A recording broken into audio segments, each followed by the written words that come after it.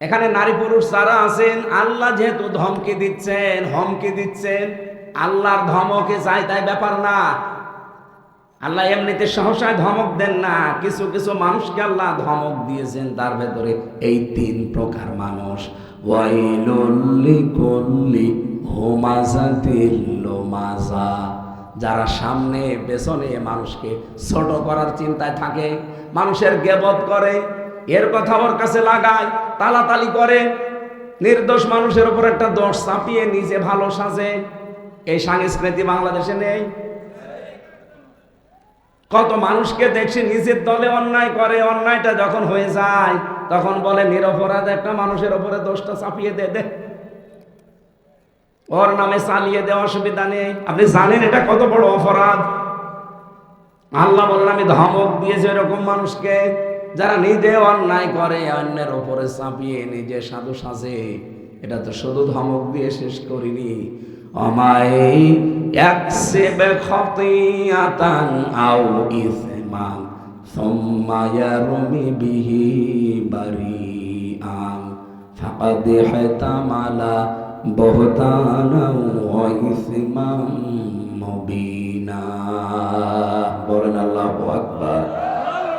সূরা নিসা 5 number 12 15 নম্বর পৃষ্ঠা 12 নম্বর লাইনের 112 নম্বর আয়াতে আছে, বহু মানুষ দুনিয়ায় এমন আছে নিজে অন্যায় করে, অন্যায়টা যখন হয়ে যায় একটা নিরপরাধ মানুষ যে কিছু জানে না তার মাথার উপরে দোষটা চাপিয়ে ওই লোকটা নিজে ভালো সাজে। আল্লাহ বলেন এ যেন পাপের বোঝা বহন করে নিয়ে বেড়াচ্ছে। বলেন না আমি আয়াতটা পড়ার পরে বাংলাদেশের সাথে মিলিয়েছি, 100 জনের প্রায় 90 জন মানুষ আমরা এই অপরাধী। হ্যাঁ বলেন না কেন? নিজে আপনি দোষ করবেন, নিজে অন্যায় করবেন, আর এই লোকটা কিচ্ছু জানে না, ওর ওপরে চাপিয়ে নিজে ভালো সাজেন। মিডিয়া মনে করে আপনি ভালো মানুষ, দেশের মানুষও মনে করে আপনি ভালো মানুষ, কিন্তু আল্লাহ পাক বলেন দুনিয়াতে যদি তোর কিছু নাও হয় একটা ক্ষতি হবে, যে নিজে অন্যায় করে যে নিরপরাধ মানুষকে চাপিয়ে দিলি, এই কারণে আমি আল্লাহ এই অপরাধ তোরে দিয়ে দুনিয়ায় আরেকবার করাবো। কারণ লোকটা তো কিছু জানতো না, ওকে বিনা কারণে একটা তহমত দিয়ে ওর জীবনটা নষ্ট করে দিলি। আমি যেহেতু ভিকটিম, আমার নিজেরটা বলছি, যে মামলা আমারে দিয়েছিল কোরআন, আমি মাথায় নিয়ে বলতে পারি আল্লাহর কসম ওই সম্পর্কে আমি কিচ্ছু জানতাম না। আমারে দিয়েছে, আমি নাকি আনসারুল্লাহ বাংলা টিমের সারা বাংলাদেশের প্রধান, অথচ ছাতা যে কি আমি আজ পর্যন্ত জানি না। আরে ভাই, আমি যেটা করি নাই জানি না, সেই দোষ আপনি আমার মাথার উপরে চাপিয়ে আমার জীবনটা নষ্ট করে দেবেন। আমি যদি কোনো দোষ করে থাকি সেই দোষ আমাকে দেন। কথা বলেন না কেন? আমার উপর যদি অন্য কোনো দোষ দিত তাও তো অন্তত আমি সেগুলো করি মেনে নিতাম। যদি বলতো জামাত ইসলামের ক্যাডার, তাও মানতাম। যদিও আমি অ্যাক্টিভ ভাবে ওই সময় জামাত করতাম না, শিবির করতাম না, আমি তো কোনো রাজনৈতিক দলে অ্যাক্টিভ ছিলাম না, এমনি ভালোবাসতাম। কিন্তু যেটা আমি জানি না একেবারে, এর পক্ষে আপনি মামলা মিথ্যা বানিয়ে আবার সাক্ষীও জোগাড় করেছে 4 জন। আদালতে আমার সামনে দাঁড়িয়ে বলছে হ্যাঁ উনি সারা বাংলাদেশের প্রধান। আদালত মিট করে হাসতেছে জজ সাহেব, কারণ জজ তো আমার চেনে, জজ আমার বিশ্ববিদ্যালয়ের আমার বড় ভাই, আমার বিশ্ববিদ্যালয়ের উনি বড় ভাই আমার। আমি বের হয়েছি 14 সালে, ওনারা বের হয়েছে 2000 সালে, 14 বছর আগে উনি বের হয়েছে। ওই লোকটা জজ হয়ে বসে আছে, পরিচয় আগেই নিয়েছে যে আমির হামজা আমার বিশ্ববিদ্যালয়ের ছোট ভাই, ও বাংলাদেশের আনসারুল্লাহ বাংলা টিমের সারা দেশের প্রধান হয় কি করে? কারণ সরকার যা শিখিয়ে দিয়েছে, প্রশাসন যা বলেছে, ওরা গড়গড় করে তাই বলছে। সাক্ষীদের পরিচয় পরে নিলাম, কুষ্টিয়ায় বাড়ি, হিন্দু, গৌতম ঘোষ। ও শয়তানরা জীবনে আমি কোনোদিন দেখিনি, ওর নামও শুনিনি।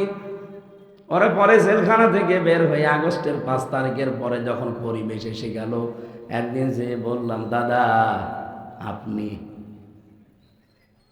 হুজুর কিছু বললেন না, খুব বিপদে আছে। ওই সময় আমার টাকা দিয়েছিল, আমি করবো কি? আমারে বললো এই টাকা থাকলো যে শুধু তুই বলবি যে হুজুরকে আমরা চিনি, এই চালিয়ে দিয়েছে। উনি তো আর আল্লাহ রসুল বিশ্বাস করে না। না না, আরো পিছনে পেছনে মানে মানুষ আছে। ওনারে আমি যদি কোরআন হাদিস দিয়ে ওয়াজ করি, দাদা কেয়ামতে কিন্তু জবাব দেওয়া লাগবে, ও বিশ্বাস করবে তো? কেয়ামতে বিশ্বাস করে না, আল্লাহ রসুল বিশ্বাস করে না, ওরা বোঝাবো কি করে?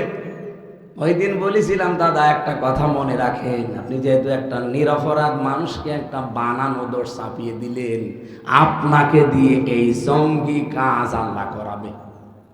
দেখবেন আপনার দ্বারা এমন একটা কাজ প্রকাশ পাবে, আপনি অপমান হবেন যে এখন আমার বাঁচার উপায় কি আছে? না, নিরপরাধ মানুষকে যদি কেউ ফাঁসিয়ে দেয়, তার জীবনে কোনো ক্ষতি হয়ে যায়, ওই অপরাধ থেকে ও যদি মন থেকে মাফ না করে, আল্লাহ মাফ করবে না। ও তো আর আল্লাহ বিশ্বাস করে না, ওরে বলা লাগবে যে ভগবানও আপনাকে মাফ করবে না।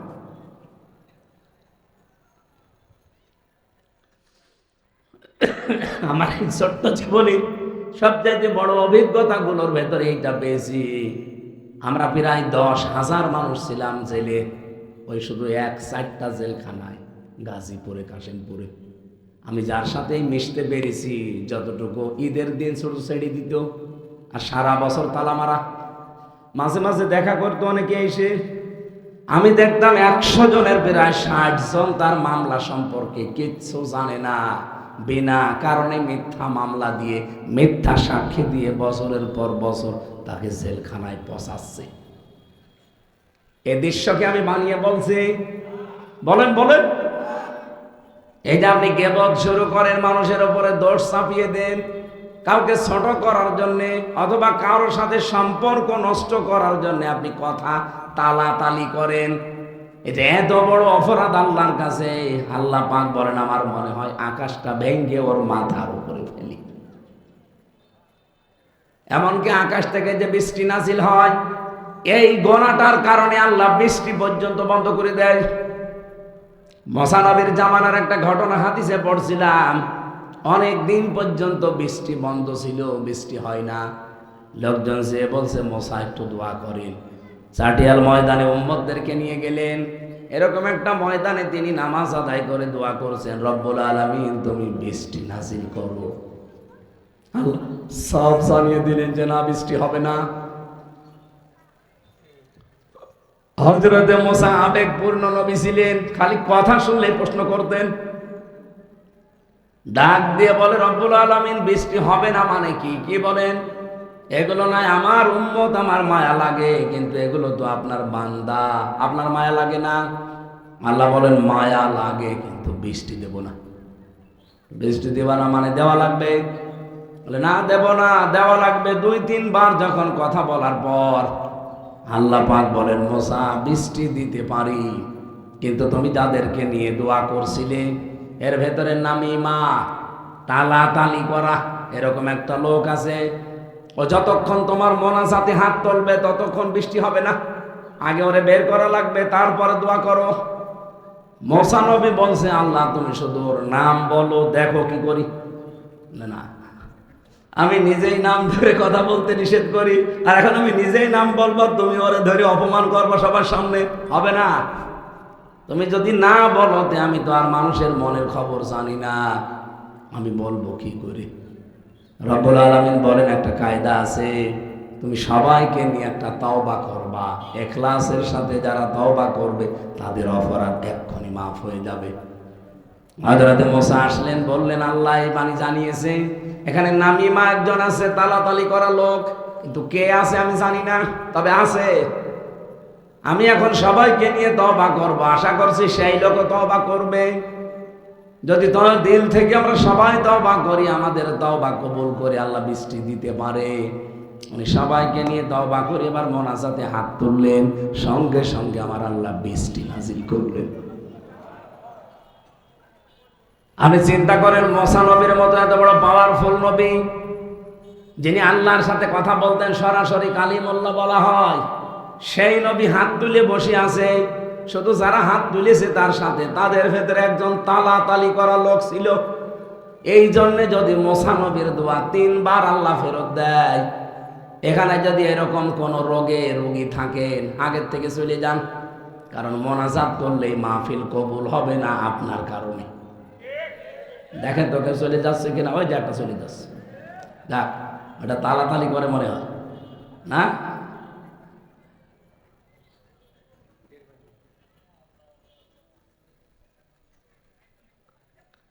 আপনি কি এই গোনাটাকে ছোট মনে করছেন? কত বড় গোনা টের পাচ্ছেন? এর শাস্তি কি? আল্লাহ শাস্তির ধরন দিয়েছেন। আল্লাহ বলেন কাল্লা লা ইউমবাদান্না ফিল হুতামা, কখনোই না। এই হমাজার লোমাজা যারা দুনিয়ায় করবে, সামনে পেছনে মানুষের গীবত করবে, পরনিন্দা করবে, পরচর্চা করবে, এর কথা ওর কাছে লাগাবে, মানুষকে সামনাসামনি অপমান করে, পেছনে পেছনে অপমান করে, এই মানুষগুলোর জন্য প্রথম শাস্তি আমি হোতামায় ফেলবো। কোথায় বলেন বলেন? হোতামা কি? আল্লাহ নিজে প্রশ্ন করছেন, ওমা আদরাকা মাল হুতামা। নবী আপনি জানেন হোতামা কি? যেহেতু নবীজি জানেন না, আল্লাহ জানাচ্ছেন এবার, নারুল্লাহিল মুকাদা, এটা আল্লাহর জ্বালানো আগুন। বগুড়াবাসী খুব খেয়াল করে দেখেন, আমি জাহান্নামের 100টা স্তরের কথা পড়েছি কোরআনে। আমরা অনেকে 7টা জানি, যে জাহান্নাম কয়টা? 7টা জানি, আমি 100টা পেয়েছি কোরআনে। জাহান্নামের স্তরগুলো 100টার উপরে। আপনি কোন জাহান্নাম আল্লাহ জ্বালিয়েছেন এ কথা আমি পাইনি। কিন্তু এই কথা বলতে গিয়ে আল্লাহ বললেন নারুল্লাহিল মুকাদা, এটা আল্লাহর জ্বালানো আগুন। তাহলে আল্লাহ নিজে জ্বালিয়েছে, কেমন হতে পারে? আল্লাহ পরিচয় দিচ্ছেন, আল্লাতী তাত্তালিউ আলাল আফইদা, এটা যেখানেই লাগবে শরীরের আগে কলিজা পুড়ে যাবে। আমার তো মনে হচ্ছে এই গুনাহ যেহেতু কম বেশি আমাদের সকলের ভেতরে আছে, এই যে নিন্দা করা, গীবত করা, এটা আমরা ছোটখাটো মনে করে করে যাচ্ছি। আল্লাহর এই বানানো জাহান্নামের হোতামার নিজের জ্বালানো আগুনে যদি একেবারে শরীরের কোনো নখও লাগে, সঙ্গে সঙ্গে কলিজা পুড়ে শেষ। ইন্নাহা আলাইহিম মুকসাদা, এই জাহান্নামের ভেতরে দেওয়ার পরে আল্লাহ উপরে ঢাকনা দিয়ে ঢেকে দেবে।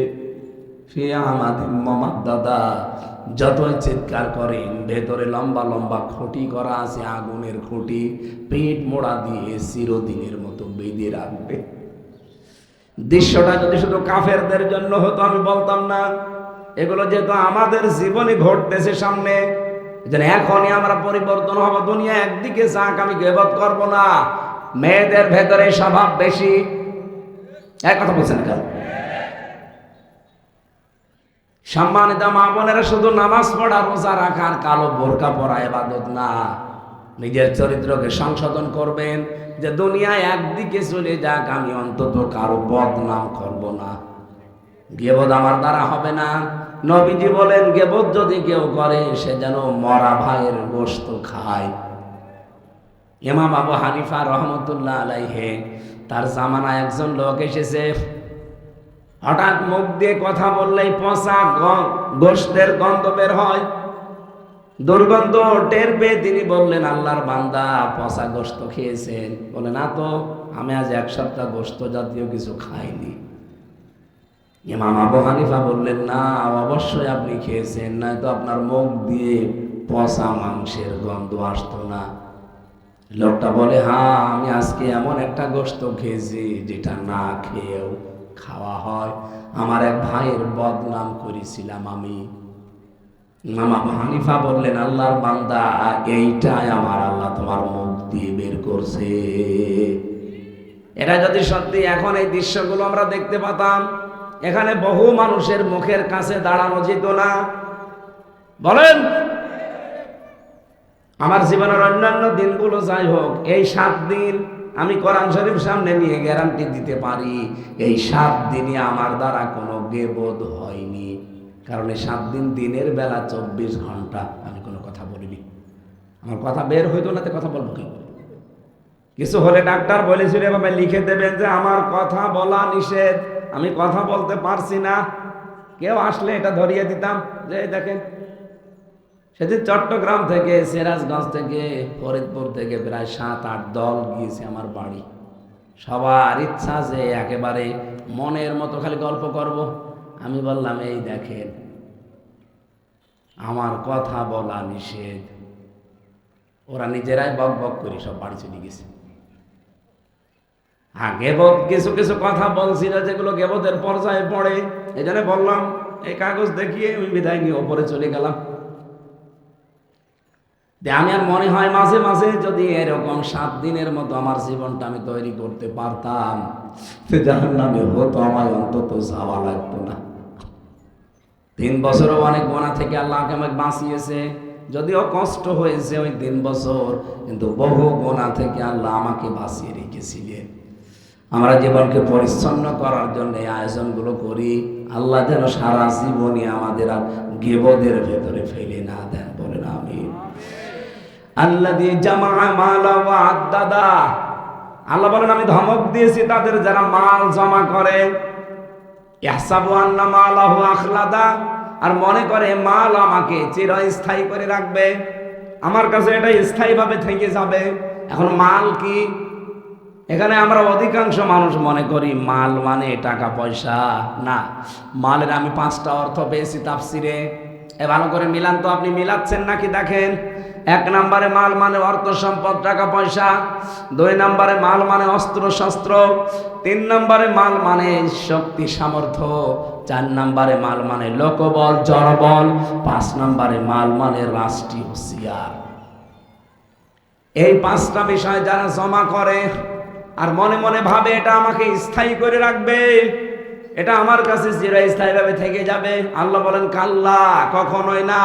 তোর আগে এরকম বহু মানুষ জমিয়েছিল, এক জায়গায় করেছিল, কিন্তু সেগুলো তাদেরকে চিরস্থায়ী করে নাই, তাদের কাছে স্থায়ীভাবে থাকেও নাই। তার প্রমাণ আবুল আহাব মন্ত্রী ছিল। মা আবনা আনহু মালুহু ওয়া মা কাসাব, তার মাল সম্পদ ছিল, সে যা উপার্জন করেছিল একটাও তার কাজে আসে নাই। জীবনের শেষ দিকে তার প্লেগ রোগ হয়ে গোশত পচে পচে শরীর থেকে পড়ে পড়ে ও মারা গেছে। ওর আপনজনরা মাটি দেবে সে অবস্থাও ছিল না, কারণ ওর কাছে গেলে ওই রোগ হয়ে যায়। লোক ভাড়া করে ডম মুসিমেতর যায় বলেন, বড় একটা বাঁশ নিয়ে দূর থেকে লাশ ঠেলে গর্তের ভেতরে দিয়ে দূর থেকে পাথর নিক্ষেপ করে ওরে মাটি চাপা দিয়ে দিয়েছে। ওর সম্পদ আদি, ওর ক্ষমতা, ওর অস্ত্র শস্ত্র, ওর লোকবল জনবল কোনো কাজে এসেছে? এই জন্য যারা জমা করছেন এগুলো অবৈধভাবে, আপনি মনে করছেন এগুলো আমার কাছে থাকবে, জীবনেও না। এই 15.5 বছর যারা অবৈধ করেছিল ওগুলো তারা তাদের কাছে থাকতো কই? তারা আজ কোথায়? বগুড়ায় তো পাবেন না, সব পালিয়েছে। পালিয়েও তো শান্তিতে নেই। সেদিন সিঙ্গাপুরে না মালয়েশিয়া যেন এক হোটেলে উঠেছিলাম, নিচে নেমে দেখি 2 জন চা খাচ্ছে। কি গো এখানে? হুজুর আমরা আগেই পালিয়েছি। কেন? আপনার তো বহু বাড়ির কথা শুনি, 620টা বাড়ি আপনার, একটা বাড়িতে যে থাকতে পারেন না, থাকবো কি করে? এই দেশে আমার বাড়ি আছে সাহেবপাড়া, মালয়েশিয়াতে সাহেবপাড়া বানিয়েছে শয়তান, থাকতে পারে না, হোটেলে থাকে। মালয়েশিয়াতে 20 লাখ বাঙালি থাকে, যদি আমারে দেখতে পায় বাইরে পিটিয়ে ভর্তা বানিয়ে ফেলবে। এখানে বাইরে যায় না, খুব গোপনে আছে। হুজুর দোয়া করে, দোয়া তো চল, দোয়া আসবে শয়তান।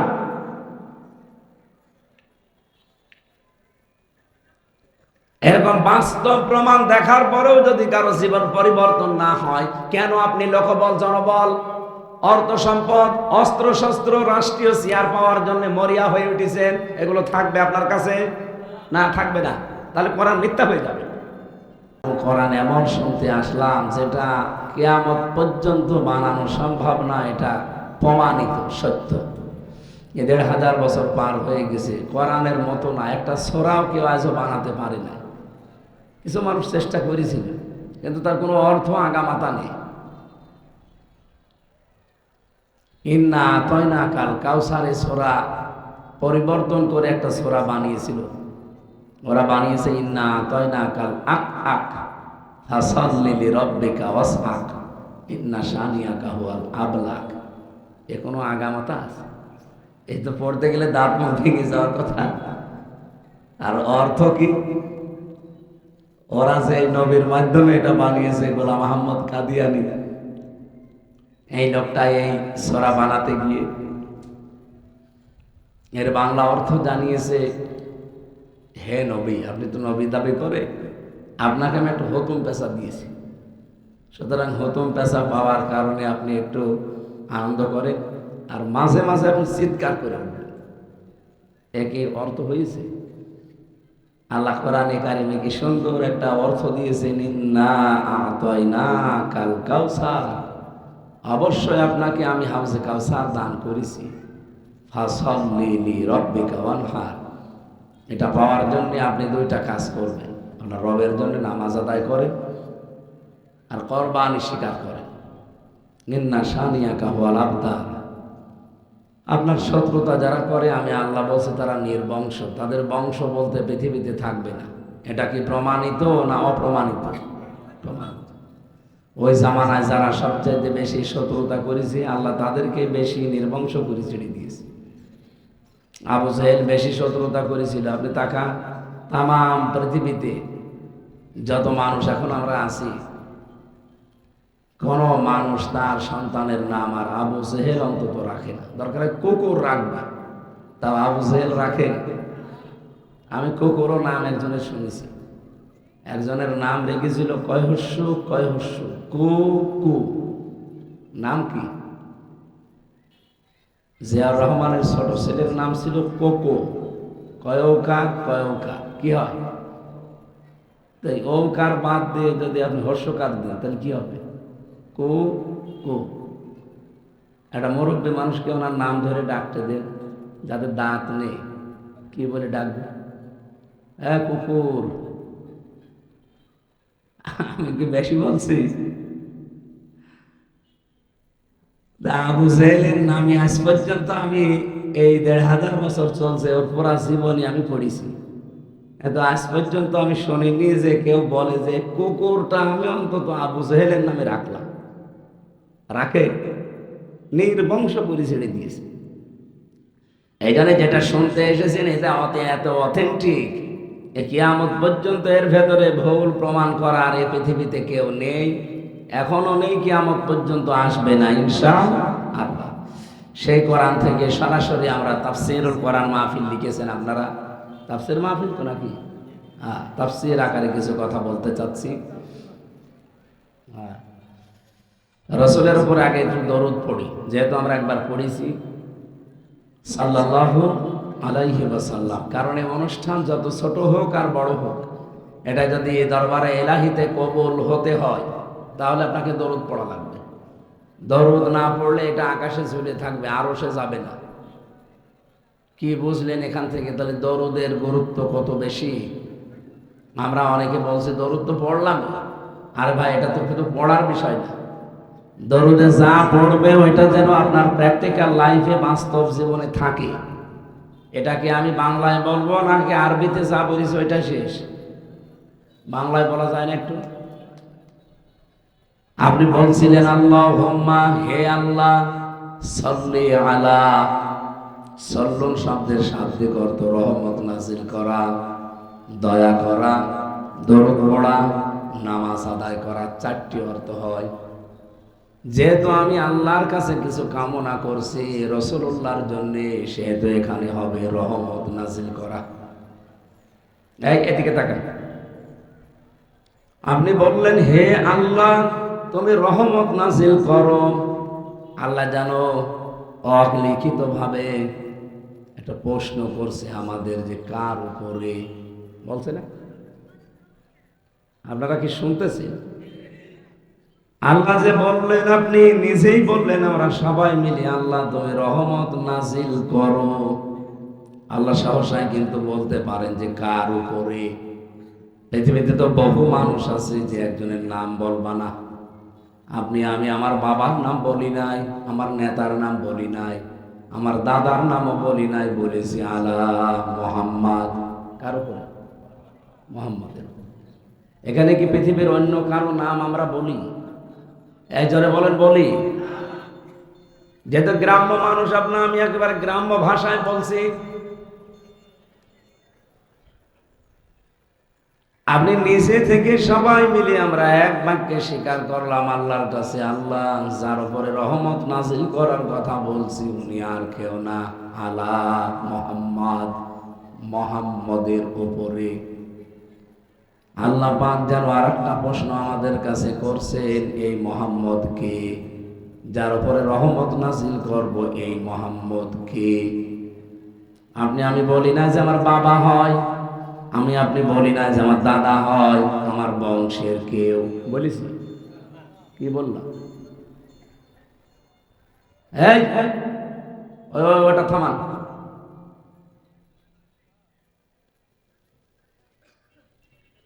একজন দুইজন না, এখানে নারী পুরুষ যারা আমরা এই দরুদটা পড়লাম সবাই এক বাক্যে বলেছি সাইয়্যিদিনা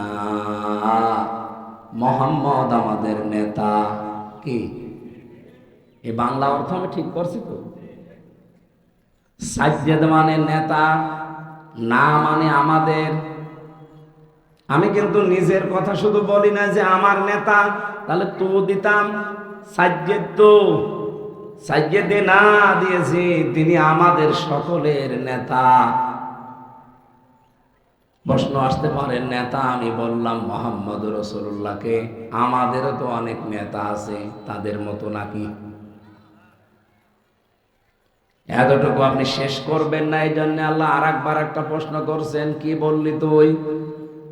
আপনি বলছেন সাইয়্যিদিনা মাওলানা, তিনি আমাদের মাওলানা। মাওলানা মানে আমির হামজা। হ্যাঁ, কি মাওলানা শব্দের শাব্দিক অর্থ হচ্ছে পথ প্রদর্শক, গাইডলাইন দাতা, অভিভাবক, দায়িত্বশীল। এবার আপনার প্রশ্ন হচ্ছে, এখানে আপনি যে বললেন মাওলানা, এমন মুহাম্মদের উপরে তুমি রহমত নাজিল করো যিনি আমাদের নেতা, যিনি আমাদের মাওলানা, আমাদের অভিভাবক, গাইডলাইন দাতা, পথ প্রদর্শক। সহসায় আপনি এই কথাগুলোর উপরে জীবন চালাতে না পারলে আপনার মতো আমার মতো মানুষ হাজারদার দরুদ পড়েও কিচ্ছু হবে না। যে কথাগুলো বললেন আপনি বাংলায়, আমি বললাম অর্থ, একটা একটা করে নিজের জীবনে মিলিয়ে বলেন, একটাও আপনি মানেন? সাইয়্যিদিনা মানেন না, মাওলানা মানেন না। এর পরবর্তী কথা তো আরো কঠিন, যে দরুদ আমি শেষ পর্যন্ত যে করবো কি? প্রথম দুইটায় তো আমরা ফেল করে ফেলেছি।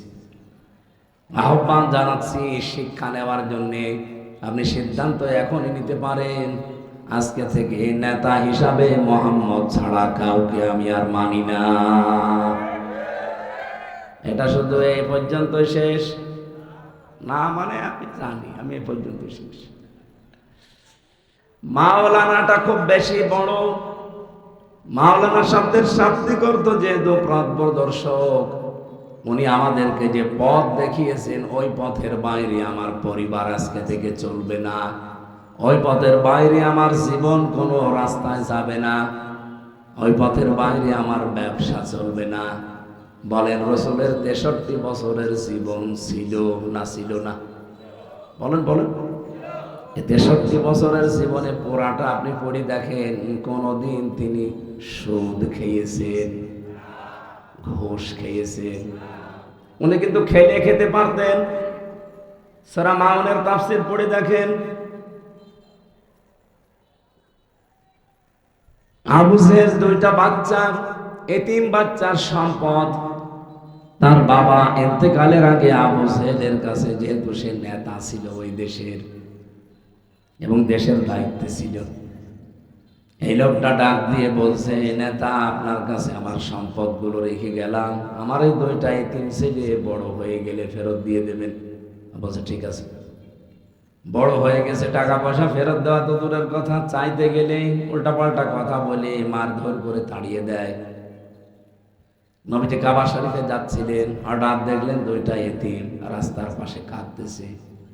ডাক দিয়ে বললেন কি হয়েছে? পুরা ঘটনা শোনার পরে বললেন চলো।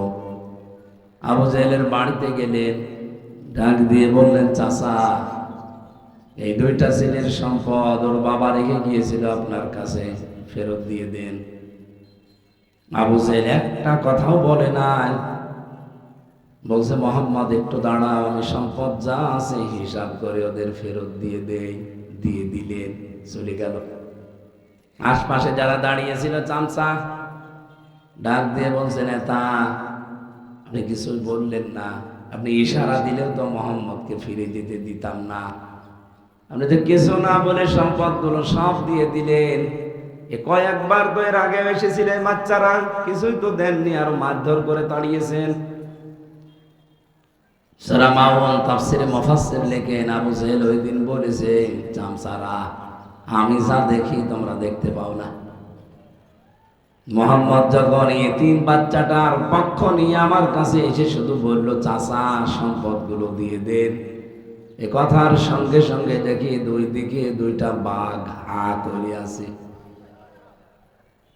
আমি যদি ওই সময় কিছু না বলি, গড়িমসি করতাম, দেরি করতাম, আমার মনে হচ্ছে বাঘ আমাকে এখনই খেয়ে ফেলবে। বলেন তো ওই দুইটাকে আসলে দুনিয়ার বাঘ ছিল? এখান থেকে কি পেলেন? যদি আপনি সত্যি ন্যায় নিষ্ঠার সত্যের পক্ষে, মাজলুমের পক্ষে দাঁড়িয়ে যেতে পারেন একনিষ্ঠভাবে, ইখলাসের সাথে, আপনার সাথে আমার আল্লাহ কিছু না কিছু অবশ্যই পাঠিয়ে সাহায্য করবে। আজ বাংলাদেশে যদি আমরা এটা করতে পারতাম, এই দেশে চাঁদাবাজি হতো না। একজন মানুষকে সামনাসামনি ধরে নিয়ে পিটাচ্ছে, মারছে, পাথর দিয়ে মেরে ফেলছে, কিছুই বলার নেই। আর কিছু বলার নেই মানে আপনি যে নামাজ আদায় করেন, আল্লাহ রসুলে বিশ্বাস করেন, সবাই মিলে দল মত বাদ দিয়ে যদি ওই জায়গায় একভাবে মানব প্রাচীর হয়ে দাঁড়িয়ে যাওয়া যায়, শুধু আমরা 8-10 জন না, আমাদের সাথে আমার আল্লাহ ফেরেশতাও পাঠাবে। এটা বাংলাদেশে যদি আমরা কায়েম করতে পারতাম, এই 1 বছর 2 মাস চলছে, আমার মনে হয় এদেশের বদনাম বাইরের দেশে এত ছড়াতো না। বাইরে যাওয়া যাচ্ছে না, আমি তো বেশিরভাগই বাইরের দেশগুলোতে ঘুরি, যা অবস্থা, কান ঝালাফালা হয়ে যায় কথা উল্টা পাল্টা শুনতে। অথচ সেই জন্মের পর থেকে সূরা মাউন আমরা পড়ে যাচ্ছি, এখান থেকে এখনো পর্যন্ত কিছুই নিতে পারিনি। নবীজি ছেলে দুইটাকে সম্পদ সহ নিয়ে আসলেন, কিছু দূর আসার পর বললেন, তোমাদের বাড়িতে চলে যাও। ইতিহাসের কিতাবে লেখা আছে, ছেলে দুইটা কিছু সম্পদ নিয়ে রাসূলুল্লাহকে বলেছিল, হে আল্লাহর নবী, এগুলো আপনি নেন, কারণ আমরা তো আদায় করতে পারি নাই, আদায় যদি করতে পারতাম এতদিন ঘোরাতো না।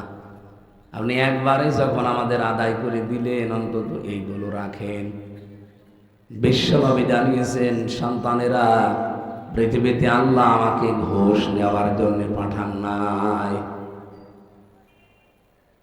আমার মনে হয় হাদিস থেকে কয়েকটা বিষয় শিক্ষা নেওয়া যায়, এখানে কয়েকটা লিসন আছে।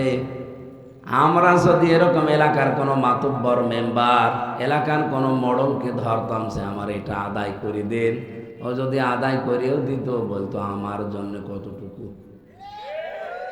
এটা হয়তো বগুড়ায় নেই, অন্য জেলায় আছে। ও বলতো আমার জন্য কি আছে বলো, 10 লাখ টাকা আমি আদায় করে দেব, আমার কিন্তু 2 লাখ ভাগে রাখা লাগবে।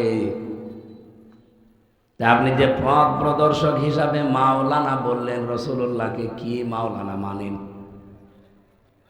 আমি আশা করছি আপনারা বুঝে ফেলেছেন নাকি? হ্যাঁ, আমার আর দরকার নেই। এইভাবে দরুদ পড়ার দরকার ছিল। যদি এগুলো মেনে নিয়ে দরুদ পড়তেন, একবার দরুদ পড়লে, মান সাল্লা আলাইয়া ওয়াহিদান সাল্লাল্লাহু আলাইহি আশরা, কেউ যদি একবার দরুদ পড়ে আমার উপরে, তার উপরে আল্লাহর রহমতের দৃষ্টি নাজিল হয় কয়বার? 10 বার। এই দরুদ সেইটা। আপনার মাওলানা ঠিক নেই, সাইয়েদিনা ঠিক নেই, আপনি আন্দাজে খালি পড়িয়ে যাচ্ছেন, ইয়া নবী।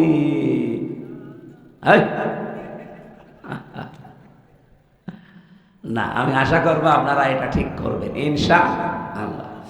আমার আজকের তেলাওয়াত কিন্তু আয়াত আপনারা শুনে বুঝেছেন, একটা পরিচিত আয়াত, অধিকাংশ মানুষ আমরা এটা নামাজে পড়ি, কিন্তু এর ভেতরে যে এত কথা আছে, আপনি দেখেন কি বের হয়। নাই।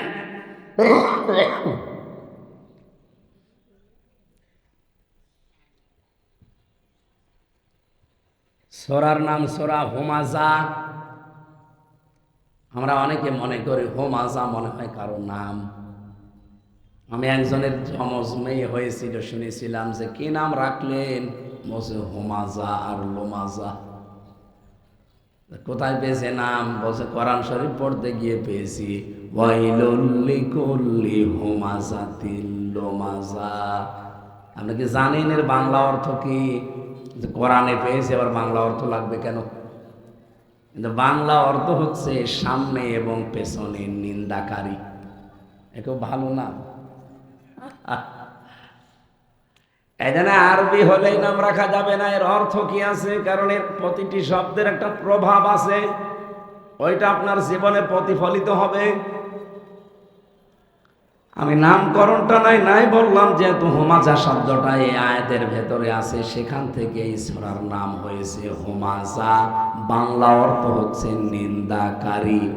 মানুষকে যারা ছোট করে সামনে পেছনে, তাদেরকে হুমাযা বলা হয়। এতটুকু মাথায় জ্ঞান বুদ্ধি আল্লাহ দিয়েছে। সবচাইতে বেশি মানুষকে ছোট করা হয়েছে এই 15.5 বছর।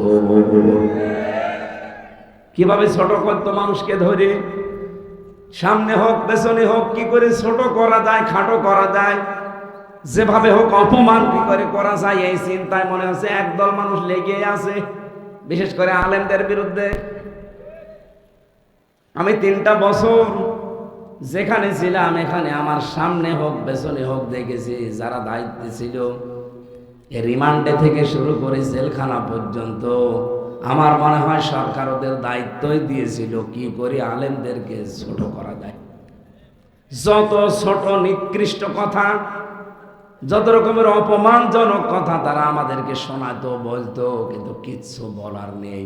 4 দেওয়ালের মাঝে চিৎকার করলেও কোনো জায়গায় যাবে না। প্রথম যেখানে ছিলাম ওটা তো আয়না ঘর, মাটির নিচে। আপনি যতই চিল্লান, পিটাবে, চিল্লানো পর্যন্ত উপরে আওয়াজ যাবে না। মাঝে মাঝে আওয়াজ আসতো উপর দিয়ে, নাই গাড়ি চলছে, কিন্তু কোন জায়গায় ওটা আমি এখনো জানি না।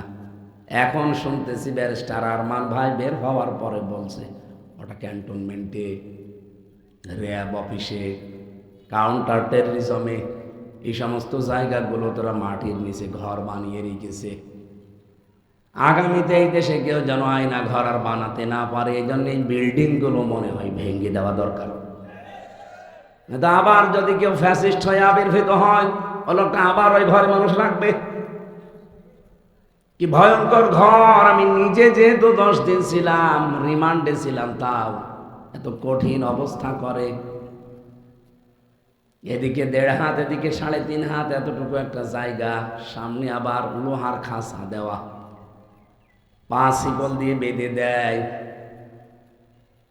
আপনি যে একটু কায়ত হয়ে থাকবেন না, হাত পায়ের ভেতর দিয়ে এইভাবে লাগায়। আমার সাথে মুফতি ফখরুল ইসলাম ভাই ছিল নোয়াখালীর, উনি বলছিলেন এইভাবে হাত দিল আমারে, 2 হাত দিয়ে সামনে যে লোহার ব্যারিকেড দেওয়া আছে ওর সাথে লাগিয়ে শিকল দিয়ে দিল। 1-2 ঘন্টা পরে একটু ছেড়ে দেন না, 24 ঘন্টা আমি এভাবে বসে আছি। 1-2 দিন না, মাসের পরে মাস। এই যে মানুষ শুয়ে থাকে, এটা যে কত বড় নিয়ামত। ওনারে আমার ছেলে দিয়েছিল কয়দিন, ফাঁসির ওই কন্ডেম সেলের ভেতরে দেখতাম লোকটা হাত পা ছেড়ে দিয়ে ষাট হয়ে শুয়ে আছে। কি ভাই আপনি এমন করেন? আপনার কারণে তো আমল শুতে পারি না, কারণ 2 জনের জায়গায় 1 হাত করে। এইভাবে থাকলে আমি সব কি করি? আমারে বলছে হামজা, এই যে মানুষ শুয়ে থাকে এটা যে কত বড় নিয়ামত আমি জানি। কতদিন আমি শুতে পারিনি। পায়খানা প্রসাবের জন্য মাত্র 1.5-2 মিনিট সময় দিত। 24 ঘন্টার ভেতরে একবার পায়খানা প্রসাবে যেতে পারবেন, তাও 1.5 থেকে 2 মিনিট। এর চাইতে বেশি সময় হলে আপনাকে ডাক দেবে, তাও পায়খানার কোনো দরজা নেই। যুবক মানুষ আপনি, যুবতী মেয়ে আপনি, পায়খানার সর্বোচ্চ আমার মনে হয় 2 হাত একটা দেওয়াল দেওয়া আছে ওই ঘরের ভেতরে। কোনো দরজা নেই, দরজা দিলে আপনি দাঁড়ালে দেখা যাবে, বসলে দেখা যায় না, এরকম সৃষ্টি। ওরা সামনে বসে আছে পাহারাদার। আপনি বলেন তো একটা যুবক মানুষ এই দৃশ্য দেখে আপনার পায়খানা যদি লাগেও ছাতা বন্ধ হয়ে যাবে। লজ্জা শরম বলে তো একটা জিনিস আছে মানুষের।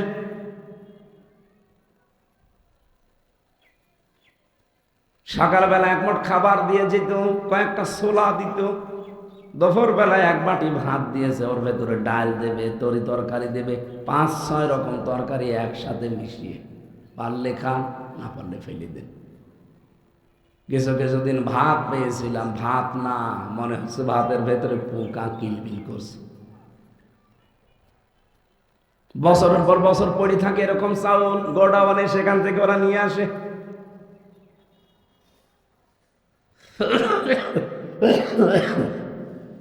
শরীরটা নষ্ট করে দিয়েছে এই শয়তানরা। এখনো পর্যন্ত আমি স্বাভাবিক কথা বলতে পারি না, বললেই দেখেন প্যাস লেগে যায়। বেঁচে আছি আমার মনে হয় এটা আমার আল্লাহর দয়া। এই কঠিন দৃশ্যগুলোই শুধুমাত্র যদি এমনি রেখে দেয় তো ভালো। এমন এমন গালি দেয় মা বাবা তুলে। এই যে মানুষকে যারা ছোট করে, খাটো করে, মানুষের সম্মান নিয়ে যারা সিনেমিনি খেলে, আল্লাহ পাক বলেন আমি নিজে তাদেরকে ধমক দিয়েছি, হুমকি দিয়েছি। সেরকম 3টা বিষয় আজকে আমি আলোচনা করব ইনশাআল্লাহ। সূরার নাম কি বললাম? বলেন বলেন। বাংলা অর্থ হচ্ছে নিন্দাকারী, ছোটকারী, খাটোকারী। সামনে হোক পেছনে হোক, মানুষের যারা দোষ চর্চা করে, মানুষকে যারা ছোট করতে চায়। আপনি দেখেনি 15.5 বছরে বিরোধীতে যারা ছিল তাদেরকে কত ছোট করেছে, কত খাটো করেছে। মিথ্যা মামলা দিয়ে, মিথ্যা সাক্ষী দিয়ে আদালতের সামনে দাঁড় করিয়ে সব ওদেরতে আপনি বিচার পাবেন কি করে? মামলার আয়ু ওদের, ম্যাজিস্ট্রেট ওদের, যারা রিমান্ডে নেবে অফিসারগুলো ওদের। আপনি বিচার চাবেন কার কাছে? আপনার জন্য মাত্র একটা লোক আছে, আপনার উকিল। তাও সে উকিলের কথা ওরা শোনেও না। এই 3 বছর আমার উকিলের একটা কথাও শয়তানরা শুনে নাই। বাংলাদেশের বড় বড় লয়ার ধরেছিলাম, অ্যাডভোকেট, ব্যারিস্টার, কিন্তু তারা শুধু শো দাঁড়িয়ে থাকবে, কারণ সবই তো ওদের। বিচারপতি পর্যন্ত নিয়োগ দেওয়া ওদের। 3টা বছরে মামলা এই টেবিল থেকে এই টেবিলেও যায়নি, ওই জায়গায় পড়েছিল। অথচ সরকার পরিবর্তন হতে দেরি।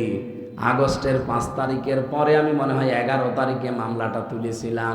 তুলতে দেরি, শুধু জামিন না, আমার মামলা পুরা খারিজ হয়ে গেছে। আমি জজ সাহেবকে অন্তত জিজ্ঞাসাও করেছিলাম গোপনে যে আপনি এতদিন মামলাটা হাতে ছিল, তখন তো জামিন দিলেন না, এখন হয়তো জামিন না খারিজ করে দিলেন কি করে? আমার বলছে হুজুর আমার হাত বাঁধা ছিল,